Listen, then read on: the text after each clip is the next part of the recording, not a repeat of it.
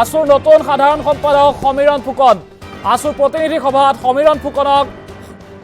মন্তব্য আছে শুনা কৈছো ৰাখিছে শিৱসাগৰবাসী ৰাইজৰ ওচৰত শত কোটি নমন কৰিছো এই সময়ত আহিব লগা দিনতো যাতে শক্তিশালীভাৱে জাতিটোৰ বাবে কাম কৰিব পাৰো তেনেকুৱা এটা পৰিৱেশ আমি যাতে সৃষ্টি কৰিব পাৰো এই সাধাৰণ সভাৰ পৰৱৰ্তী পৰ্যায়ত তেনেকুৱা ধৰণৰ পৰিকল্পনাৰে আগুৱাম আৰু জাতীয় জীৱনৰ হকে কৰিব লগা যিখিনি কাম ছাত্ৰ ছাত্ৰীসকলৰ সুৰক্ষিত শৈক্ষিক ভৱিষ্যত আৰু উঠি অহা নতুন প্ৰজন্মক পৰিকল্পিতভাৱে তেওঁলোকক সংস্থাপিত কৰাৰ পথ মোকলাই লোৱাৰ সমান্তৰালভাৱে আমি যিবিলাক কৰিব লগা আন আন কাম কাজ আছে জাতিটোৰ প্ৰতি অহা যিকোনো সংকটৰ সময়ত শক্তিশালীভাৱে সদৌ অসম ছাত্ৰ সন্থাই মাৰ বান্ধি জাতিটোক ঐক্যবদ্ধ এখন সংগ্ৰামত যাতে আমি আগবঢ়াই দিব পাৰোঁ তেনেকুৱা এটা পৰিকল্পনাৰে সদৌ অসম ছাত্ৰ সন্থা আগুৱাই যাব আৰু এই ক্ষেত্ৰত আমি অসমবাসী ৰাইজৰ অভিভাৱকত্ব বিচাৰিছোঁ ছাত্ৰ ছাত্ৰী বন্ধু বান্ধৱীসকল আমি সাহচৰ্য সমৰ্থন বিচাৰিছোঁ আমি বিচাৰিছোঁ যে সদৌ অসম ছাত্ৰ সন্থা নামৰ এই সত্তাটোৰ জৰিয়তে আমি যিসকল বীৰ শ্বহীদে তেওঁলোকৰ জীৱন উচৰ্গা কৰি গ'ল সেই জাতীয় বীৰ শ্বহীদসকলক আমি পুনৰবাৰ শ্ৰদ্ধাৰে সোঁৱৰণ কৰিছোঁ তেওঁলোকৰ প্ৰতি শ্ৰদ্ধাঞ্জলি নিবেদন কৰিছোঁ আমি আশা কৰিম যে জাতীয় বীৰ শ্বহীদসকলে আমাক সাহস দিব প্ৰেৰণা দিব উদ্যম দিব নতুন প্ৰজন্মক পোন বাটে আগুৱাই নিবৰ কাৰণে আমি প্ৰচেষ্টা অব্যাহত ৰাখিম আৰু সদৌ অসম ছাত্ৰ সন্থাই যিসমূহ অসমত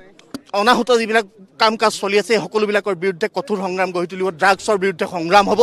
ড্ৰাগছ বিৰোধী সংগ্ৰাম সদৌ অসম ছাত্ৰ সন্থাই আগবঢ়াই নিব বহু আই মাতৃৰ বুকু সুদা কৰা বহু আইৰ শিৰৰ সেন্দুৰ মুচি দিয়া এনেকুৱা ধৰণৰ যিবিলাক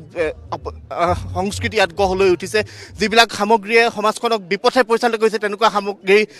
সমূলঞ্চে সমাজৰ পৰা উৎখাত কৰিবৰ কাৰণে সদৌ অসম ছাত্ৰ সন্থাই শক্তিশালী সংগ্ৰাম আগবঢ়াই লৈ যাব আপুনি এনেকুৱা স্থানৰ সময়ত সভাপতি সাধাৰণ সম্পাদকৰ দায়িত্ব গ্ৰহণ কৰিছে যিটো সময়ত আছুৰ প্ৰতি বিভিন্নজনে প্ৰশ্ন উত্থাপন কৰিছিল আছুৰ প্ৰতি শংকা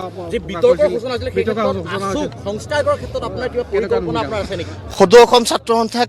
যিমানেই আঙুলি নুটুৱাওক কিয় সদৌ অসম ছাত্ৰ সন্থাৰ শক্তি ইতিমধ্যে আপোনালোকে দেখিছে শিৱসাগৰবাসী ৰাইজে এই শিৱসাগৰ সাধাৰণ সভা যি অতি সুন্দৰভাৱে অতি পৰিকল্পিতভাৱে অনুষ্ঠিত কৰাৰ ক্ষেত্ৰত আমাক অকুণ্ঠ সহযোগিতা আগবঢ়াইছে আই মাতৃসকলে লাড়ু পিঠা প্ৰস্তুত কৰি দিয়াৰে পৰা ক্ষেত্ৰখনত আহি কাম কৰা মানুহলৈকে মাদ্ৰাছাৰ সেই ছাত্ৰজনলৈকে সদৌ অসম ছাত্ৰ সন্থাৰ প্ৰতি তেওঁলোকৰ আস্থা আনুগত্য মৰম আছে হয় কেতিয়াবা বাটৰ ভুল হ'ব পাৰে কোনোবা নেতৃত্বই ভুল কৰিব পাৰে কিন্তু নেতৃত্বৰ ভুল মানে সংগঠনটোৰ ভুল হ'ব নোৱাৰে সংগঠনটোৰ সংবিধান আছে এই সংবিধান অনুসৰি সদৌ অসম ছাত্ৰ সন্থা আগুৱাই যায় ক'ৰবাত কেতিয়াবা লেঠা লাগিব পাৰে কিন্তু সদৌ অসম ছাত্ৰ সন্থা আমি পুনৰ কওঁ যে ৰাইজক আমি অভিভাৱক হিচাপে লৈ আগবাঢ়ি যাওঁ ৰাইজৰ অভিভাৱকত্বৰে সদৌ অসম ছাত্ৰ সন্থা আগুৱাব আমি যদি ভুল কৰোঁ ভুলটো শুধৰাই দিবৰ কাৰণে আমি ৰাইজলৈ আহ্বান জনাইছোঁ আৰু অসমৰ ৰাইজে আমাক এইকণ মৰম দিব বুলি আমি আশা কৰিছোঁ আৰু আমি আশা কৰিম যে সদৌ অসম ছাত্ৰ সন্থাৰ অনাগত দিনৰ যাত্ৰাত আমি নতুন কিবা সংযোজন কৰিব পাৰিম যিহেতু ডক্টৰ সমুজ্জ্বল কুমাৰ ভট্টাচাৰ্য ডাঙৰীয়াৰ মাৰ্গদৰ্শনেৰে উৎপল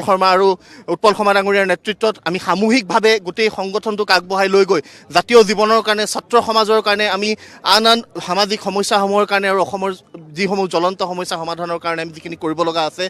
অসম চুক্তিৰ পূৰ্ণ ৰূপায়ণ আৰু সাংবিধানিক ৰক্ষা কৱচ এই সকলোবিলাক বিষয়ে ইনাৰ লাইন পাৰ্মিটকে ধৰি আন্তঃৰাজ্যিক সীমা সমস্যা আন্তঃৰাষ্ট্ৰীয় সীমা সমস্যা যিবিলাক সমস্যা আছে এই সকলোবিলাক সমস্যা সমাধানৰ ক্ষেত্ৰত বান গৰাখহনীয়া সমস্যাৰ ক্ষেত্ৰত এই সকলোবিলাক ক্ষেত্ৰতে সদৌ অসম ছাত্ৰ সন্থাই নিজৰ দৃঢ় পদক্ষেপ আগবঢ়াই যাব সদৌ অসম ছাত্ৰ সন্থাই দৃঢ় খোজেৰে আগবঢ়াব জাতীয় জীৱনক শক্তিশালী কৰিবৰ কাৰণে আৰু এটা কথা সুধো বিভিন্ন কাৰণত আছুৰ মজিয়াৰ পৰা বিভিন্ন কাৰণত আপোনাৰ সতীৰ্থ হওক আপোনাৰ জ্যেষ্ঠ হওক বিভিন্ন কাৰণত ইয়াৰ পৰা ওলাই গৈছে গতিকে আজি যিহেতু আপুনি নেতৃত্ব লৈছে সেইসকল যিসকলে আঠবাদতে আছুৰ প্ৰতি আস্থাই হৈ ওলাই গৈছিল সেইসকলক পুনৰ আপুনি আপোনালোকৰ মঞ্চলৈ মাতিবনে আপুনি আচলতে আহ্বান জনাবনে আহিবৰ কাৰণে বা সেইসকলৰ প্ৰতি আপোনাৰ কি আহ্বান থাকিব সদৌ অসম ছাত্ৰ সন্থা সেৱা কৰাৰ থলী ইয়াৰ পৰা কোনোবা ওলাই যাব তাৰ পৰৱৰ্তী পৰ্যায়ত আকৌ তেওঁলোকক ঘূৰাই অনাৰ এনেকুৱা ধৰণৰ পৰিকল্পনাই সদৌ অসম ছাত্ৰ সন্থা নচলে সদৌ অসম ছাত্ৰ সন্থা এটা অবিৰত শোভাযাত্ৰা চামে চামে ইয়ালৈ আহিছে চামে চামে ওলাই গৈছে সকলোৱে সেৱা কৰিবলৈ যিসকলে সেৱাৰ মনোভাৱেৰে আহে সেইসকলে মাজত এৰি নাযায়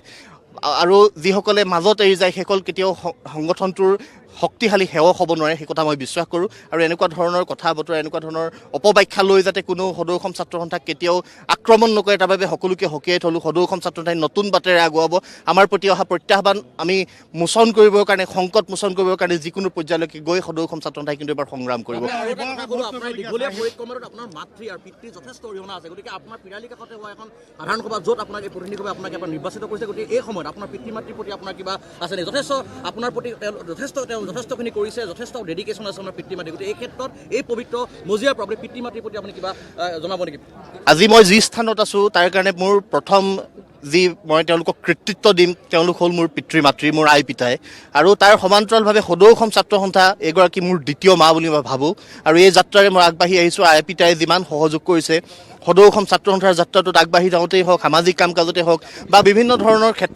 ক্ষেত্ৰবোৰত যেতিয়া আগবাঢ়ি যাব খোজোঁ, সহযোগ সমৰ্থন ঘৰখনৰ পৰা পাওঁ, পিতৃ মাতৃ ভগ্নী সকলোৱে সমৰ্থন কৰে। আৰু মোৰ বিশেষত মই এটা কথা ক'ব লাগিব, মোৰ শিৱসাগৰ আঞ্চলিক ছাত্ৰ সন্থা মোৰ লগত সদায় ছাঁটোৰ দৰে থিয় হৈ থাকে। এই যাত্ৰাটো মোৰ খুব সংগ্ৰামী যাত্ৰা, বহু উত্থান পতন দেখিছোঁ, বহু লোকৰ কাৰচাজিৰো বলি হৈছোঁ কেতিয়াবা, কিন্তু এই সকলোবোৰ নেওচি মই সময়ক বিশ্বাস কৰোঁ, সময়ৰ প্ৰতি মই আশাবাদী। সময়ে মানুহক বিচাৰ দিয়ে, সেই বিচাৰৰ প্ৰতি মই